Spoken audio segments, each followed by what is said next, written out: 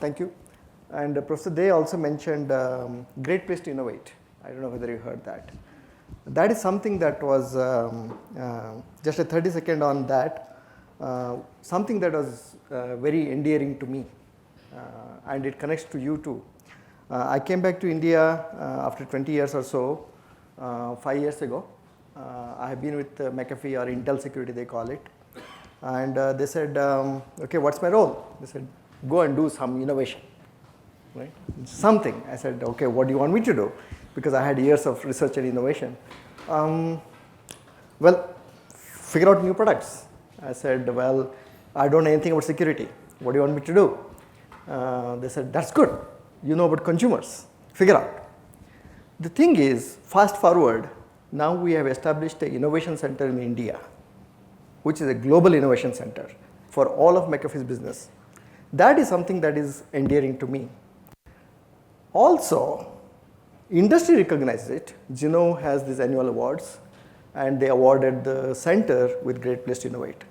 The thing that applies to you is that eventually, all of you, hopefully, will become entrepreneurs. And you are here because you are great thinkers, you are innovators. I'm hoping that you, whatever little I have done, and whatever my team has done, I think is a good example real example of design in India rather than just the propaganda behind it. And I think you have an opportunity to really make it happen. So that's my request. So let's make it happen. Okay, it's possible. That's all I can say.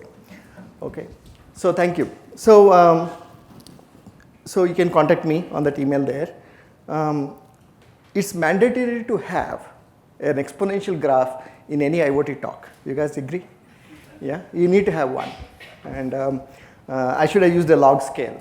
Okay, and the y-axis is really exponential.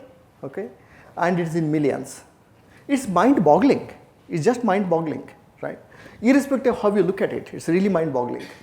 And you can look it by segments. You can cut it any way you want. It's mind-boggling. And variables, which is a really small part of that segment, is also mind-boggling. You will read, I'm sure, analyst articles that talk about, oh, variables may have lived their fad time, okay, but the category has been created. It will just take a new shape, it will be reborn, and there will be new inventions coming there. But that's also an exponential graph, right? Then that's not of interest to me. What is of interest to me is the reason behind it. If you pause and think about it, I'm not expecting you to read the fine print, but the patterns are very important. There are three parts to a computer, right? Computing element. One is the processor. Processing speed has been exponentially going up. That means the dollar per compute, whatever way is the unit, has been exponentially going down. So is the case with memory. The cost for the memory has been exponentially going down too. And so is the case with sensors. Sensors is not exponentially down, it's linear, but it has a reason for it.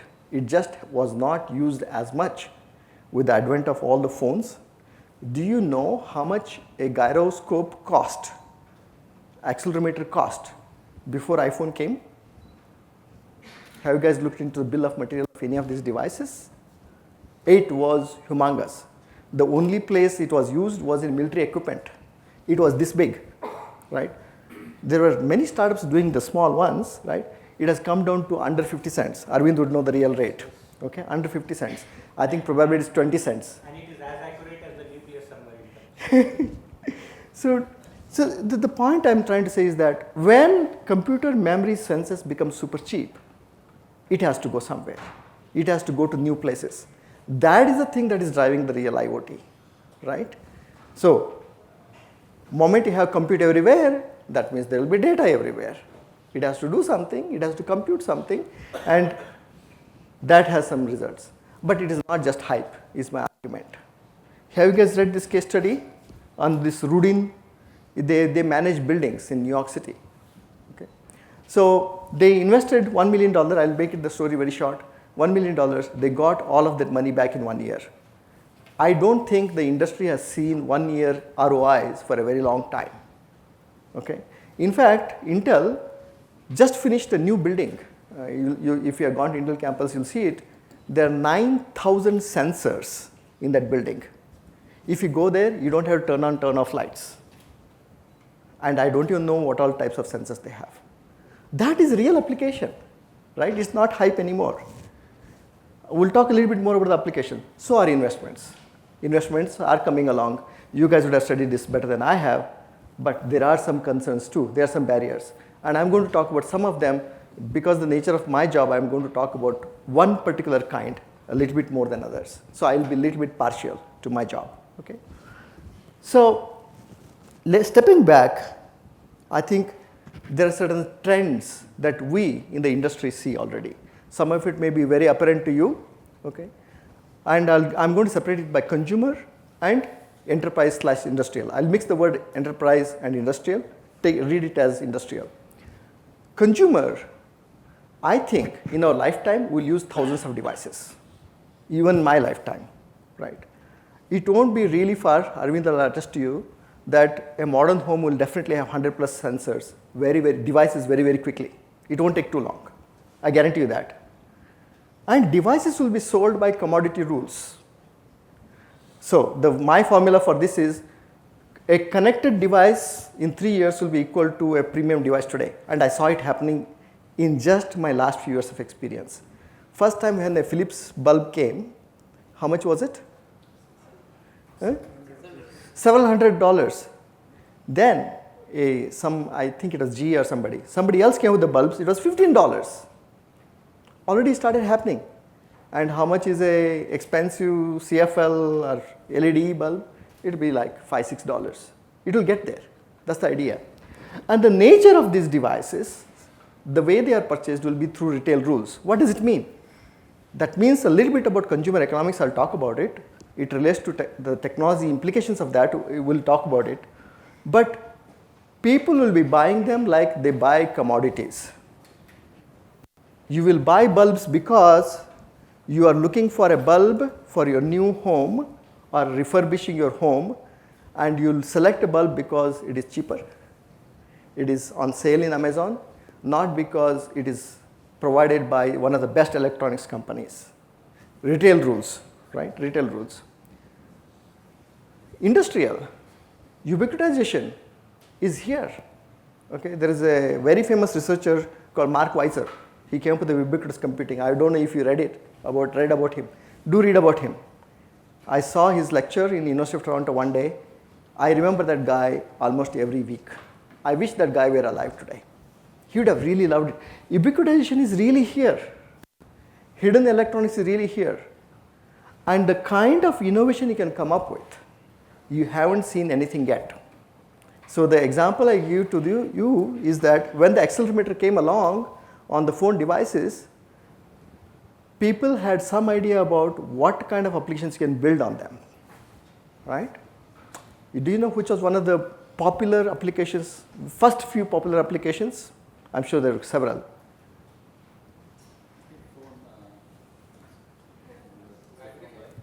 You orientation, right? But somebody used that orientation. You did like this, it showed milk pouring, just at the right orientation. It sounds so silly. But the point is that think about whether when that phone is launched, one would have thought about Fitbit, measuring so accurately, fairly accurately, may not be there yet, fairly accurately. The point I'm trying to say is that when you put a computing element somewhere, when you give the programmer the ability to write new algorithms, some great things will happen. Some new innovations will happen. So industrial will see that. And I see that as a new wave of productivity improvements in the industrial area. Do you believe that? Raise your hand if you believe that. I really believe that. I think, have you heard about, it was in IoT Next, right? There is one company, there are several of them. There's an IoT device, you put it on a machine, it keeps listening to the noise the machine makes over a period of time, listens. Over a period of time, it learns a pattern and it knows, it can predict if a maintenance is due. Imagine the amount of productivity you can get out of that. You can now plan for the downtime of the machine. That's the productivity, right? I'll go a little bit faster. compute model is also changing. Okay, I could talk for 30 minutes on this, but I'm not going to. I will go a little bit faster. I know I'm consuming a lot of my time, but as you go towards the IoT, one thing that's happening is the compute is very, very little. Most of the intelligence is really going to the cloud and the attached client.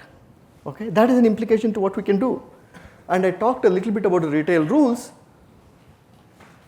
You are entrepreneurs, you will become entrepreneurs, and you start thinking about them. The way you think about the devices also has to change. Okay? Which one do you think will succeed, left or right? Left. Wearable saw the left succeeding. People don't want to wear plastic on their hands, right? And people don't want to look like coming from Star Trek, right? So the point is, there is a taxonomy of these devices. I'm not going to spend a lot of time on that. As you go to the right and right and right, there's more compute and memory and data, capability, intelligence, all of it is there. For me, I talked about my job. It also means more opportunities for the hacker. I will spend a little bit time on those things, right? And I'm sure you would have seen these cartoons. The thing I will talk about though is that these are all not hypothetical anymore. Do you guys, I don't know if you guys follow this, but these have been real incidents, right from the baby monitors to fridges, to cars, Tesla cars, to routers, to Russian bank ATMs, our ATMs too, as well as a big incident called Mirai, okay? And I'm not going to go to the details of the Mirai. The point is to say that just by acquiring 600,000, under 600,000 devices, IP connected cameras, somebody pulled down whole of East Coast, okay? And not just that, they could have pretty much done anything other than what damages they did. And I guarantee you that it was just a demo. They could have done a lot more damage. What I'm trying to say is that there are a lot of risks there. Why are there risks? Risks are there because of some simple thing called consumer economics. What I mean by that is that if you are building if you have a small startup doing an industrial kind of a device, users will tell you the requirements for quality and security, and then that decides the price, and that in turn, you fit a curve, then that decides the price, and you put a profit margin on that. Consumer doesn't work that way. You say, I can sell an IP connected camera in Walmart for $49. Starts with that. You guys agree? And then you start figuring out what is the amount of quality and security I can get away with. That's why in $100 phones you have the plastic that you have, right? What that also means is that the low cost high volume business means that these are really done very rapidly for volume. They're fairly low quality in terms of security and other requirements. I call them weak consumer devices. They're not robust. Security is definitely nice to have, and consumer has very little opportunity to go and change his devices. Okay? In fact, the supply chain, somebody from supply chain talked to me earlier, supply chain is fairly complex. When the Mirai incident happened, I guarantee you that the store that sold them had no idea where they came from. I guarantee you that, right? You will not know, for example, the phone that you have, out of the 500 plus components it has, imagine the supply chain for that, right? So that's the deal. So what does that mean, right? That's one reason. So these are cheap, weak consumer devices. I'm not saying we should become entrepreneurs who create them, but I'm just saying when you create them, you need to know the boundaries by which you create them. But you need to make a good device out of that. You need to figure out what is good there. So the second thing is about the X factor.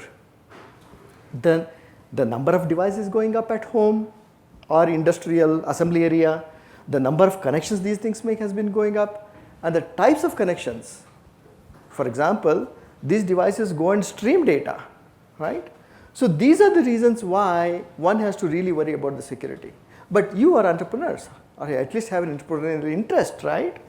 Now, the way you succeed in the IoT market is, at least my view, Arvind will tell you otherwise later on probably, right, prove me wrong, But at least I believe in solving some real pain points of the users. That's why some of the wearables failed. Okay, they did not solve the problem. Okay, what's the point of wearing a watch that does not show the dial all the time? Watch has to show the dial. The other person sees it too, not just me, right? Understand the ecosystem. Ecosystem in IoT is very complex. We'll talk a little bit about that later on, maybe, time permitting. Focus on early adopters. How many of you, how long have we heard about RFID? How long have RFIDs existed, Arvind? More than 15 years, 20 years. More 20 years. 20 years. But they never caught up. Correct. Do you know why they caught up? I had a friend who had a startup in the Bay Area. This guy would work his weekends and evenings working on this RFID based system. He never succeeded. The reason is very simple. Cost. One was cost, but cost started coming down, right? As I said, chicken and egg. The more the application, the cost will be lower, right? And lower the cost, the applications will go up. It was very difficult to go and convince the ecosystem to go and switch over, right? You have to pick the early adopters, right? So I'll spend a little bit time on what it means to build an IoT solution, and I'm sure you guys have read about it, right? The key though is that the device itself is a very small part of it. How you collect the data, what data you collect, how you use the data to compute the analytics, how intelligent the analytics looks, what kind of use cases you deliver to the user based on that. That's where is the IoT, okay? So there is a IoT opportunity morphology. How much time did I use, Dr. Prosody? Yeah. So there's a morphology. You can take a morphological approach to this. Figure out, what can I do? I mean, you can figure out right from the device, the platform of the device, all the way to the user. You can do lots of these things, right? So, and there are key tenets to building a solution, right? Start from building the security foundations, figuring out how to discover and provision devices, normalizing and collecting the data, broad analytics infrastructure, and figure out a way to monetize the entire end-to-end. End-to-end is one keyword you should be taking out, right? So I'll just quickly go through some of the specific opportunities. If you think about consumer home, an unsolved problem is really manageability in a home. Think about this. Even when we had 3 PCs at home and 2 phones, it's very difficult to say which device is which operating system and which one needs an update, whether there is any vulnerability. There are softwares to do that, but it's very, very difficult to do. You lose track of things. A consumer has become an IT manager without skills or the wish to be one, and they don't have tools for sure. That's really an unsolved problem. Now think about this. If there is an IoT device hiding behind each of the switches, each of the bulbs, think about what it means to manage them. And by an average consumer, think about that. What kind of interfaces should be there? What kind of manageability should be there? Right? It will greatly drive the security needs. In fact, there is an IDC study that said that security is one of the last things. Some big break has to happen before people start paying attention. Right? And some of these flaws, believe it or not, they are very, very basic ones. What does that tell you? Put this with the consumer economics I talked about. It's not that people don't know how to secure them. It's just that they don't want to secure them, or they don't think it is valuable to secure them. They just want to get away creating the business. Right? So there are many, in the flow, there are many places where there are weaknesses, there are opportunities to exploit, right? But very basic rule, even for a simple thing, a front door lock that works with your phone, okay, there are locks like that, a wearable, for example, there are many things. The starting point is so easy. I mean, it took one of my engineers 1 hour to exploit one of the very famous wallet applications. Just 1 hour. Okay, I'm not going to say which one, right? It is very, very easy. When that is the case, imagine how long it will take to get into your front door. Not too long, right? So people are basically ignoring this lack of awareness. We were talking about it just a few minutes ago, right? And one of the things is awareness. The other thing is about just the information that's collected on some of these devices. I'm showing a wearable example, it could be anything, right? As creators, we need to be careful about what data we collect, how we use the data, how we store the data, what kind of analytics we compute, and how we use the analytics, and how we monetize that analytics, right? If we don't do it, it's very easy to get into trouble, okay?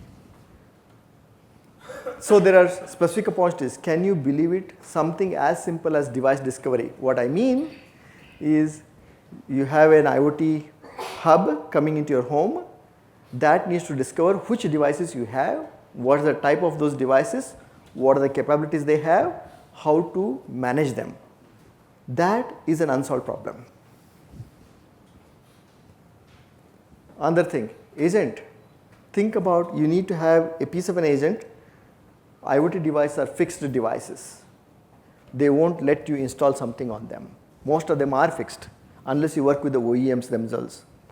And if they allow, the agent needs to be scalable from something like 10 kilobyte all the way to the bigger devices. How do you build one? It's a big software engineering problem. It looks a very simple thing to have an agent that will listen to you, but it is a very difficult problem. Access control and security. I'll give you a very simple analogy to this. Gold ring. Does it have a lock? Doesn't. How do you secure it? You put it in a locker inside home. Then you lock the home, right? And then you keep the key, right? So what is the equivalent of that for the IoT? There should be some way of, the ideal way would be to go and talk to the OEM of the IoT device, let's say a connected camera, and you tell them you need to make it secure. You need to make it aware of the user. They say, well, we don't have the space, we don't have the computing power for it, it cannot authenticate. You think you are crazy, you are going to authenticate into 100 devices. They won't do it. So you need to figure out a way to secure these devices by some sort of an access control. We have some research approach to that. In an industrial context, I come from a consumer background, so I tend to speak more about the consumer. My default model is that. But industry has some serious problems too. Think about the number of devices that will be there on a conveyor belt. Just think about that. And also think about the number of devices that you can put there is only proportional to the killer application you will come up with. The more the ROI, the more devices they will put there. When that is the case, today the largest enterprise deployment of something called enterprise policy orchestrator, which is something that manages devices like PCs and phones, manages about few 100,000 of them. Few 100,000, okay? Now, imagine managing a shop floor. Imagine, for example, Toyota's assembly plant. Imagine number of devices that will be there. How are you going to manage them? It's a big problem. Securing the IoT gateway, everything is happening through the gateway. How much data is flowing through that? How do you secure each of the data items there, right? Fortunately, on this one, there are some very specific solutions. For example, we have something called embedded control. There are ways to say, here's the operating system that is supposed to work on the gateway. I'm going to do whitelisting. Have you heard about whitelisting? Yes. That means that you run only these applications on it, would make only these changes on it. Everything beyond this is not allowed. As simple as that. You make it happen, then that means it's a fixed thing, right? Above all though, making smart homes smart and equivalently making a smart assembly line smart is very important. That's why you invested in it, and that's why you should be making it happen, right? So I have spent a lot of time trying to make smart homes smart. Okay, there are some very specific ways to do that, but it's an ecosystem. It's very difficult to do it as an individual, right? You have to belong to an ecosystem, right? But the point is that I hope you appreciate the fact that there are hundreds of these devices, okay, and they are all fixed devices. There are some kind of layerings that are possible, software layers that will allow you to access them, monitor them, manage them and somewhat. But using those means, you need to figure out a way to build applications. Think of them as mobile applications. That's a very interesting innovation area. So think about this way. Imagine somebody going for Deepavali, says, going on vacation. That's all they say. There's a going on vacation program. And that knows how to manage the home when the person is gone. It informs the paper boy, it locks the front door, double locks the front door, locks the bed. It does certain things. And it turns lights on and off, so particular, whatever. It's not just turning on and off though, it's the managing the whole thing. That's nothing but a program. How do you do that? What does the marketplace for that look like? How many applications will be there? How are you going to charge it? That's all areas to innovate. Okay. So in terms of, for me, I think it has been a very, very interesting area to do research on. It's only one of the areas for me. And I have learned a ton, right? And not just the limitations, I did focus on the limitations, but I see that it is full of opportunities, and whoever is working on the area, if you, I go to Consumer Electronics Show, this year I didn't go to Mobile World Congress, you walk the floors, you see a lot of innovation happening. But I do see, I may be overstating, but it's worth overstating for this audience. You want to build something. I do see an effort by several companies to just make a quick product, some quick revenues, and just move on with it. They want to step through it very quickly. I think for thoughtful leaders who really want to make a difference as an enterprise and as to the society, there's a lot we can do, right? And there is, I guarantee you will derive satisfaction out of that. Okay, I'll just pause.